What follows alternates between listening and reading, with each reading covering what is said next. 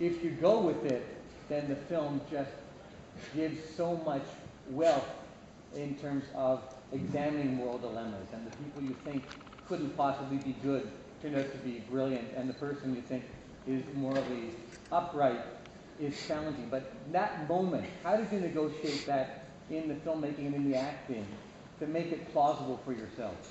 How did you, obviously it's an extreme moment when Andreas breaks into the house and takes the baby. How did you approach that in terms of making it as plausible as possible?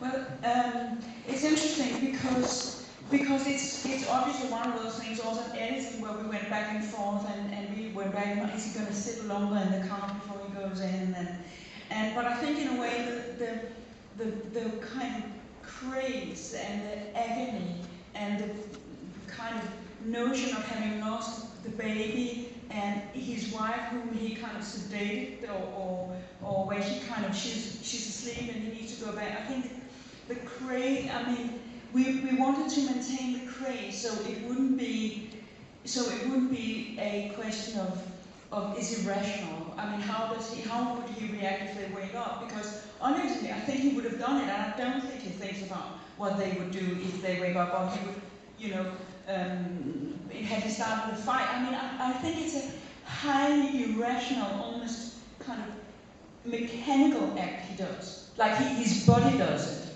and he's set to do it, but he only realizes what he's done once he's home again.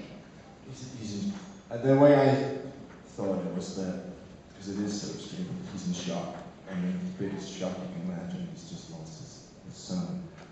And then on top of that, his wife tells him that if this is true, I'm going to kill myself. So it's just, and there's no room for him in this grief. She sucks it all up. And then I think he needs to get this right. He needs to bring this thing that you can't bring back together. Like he needs to make something you can make whole. Yeah. Yeah, back there. We should probably. Sorry, say that again. Will the film be distributed in Canada? Yes. It is.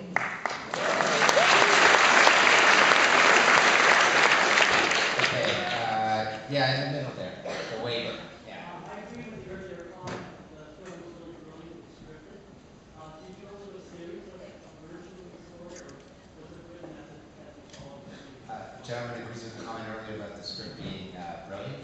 Did you go through a lot of drafts? Was there a lot of changes from the original version to the next, to the final? Yeah. I mean, in the collaboration with Anders Jensen, there are always quite a few drafts, and they do have quite significant changes to them.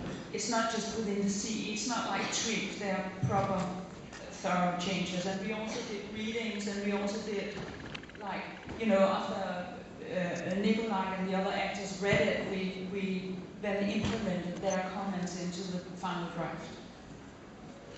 I'm afraid we have to wrap it up, but thank you guys for coming.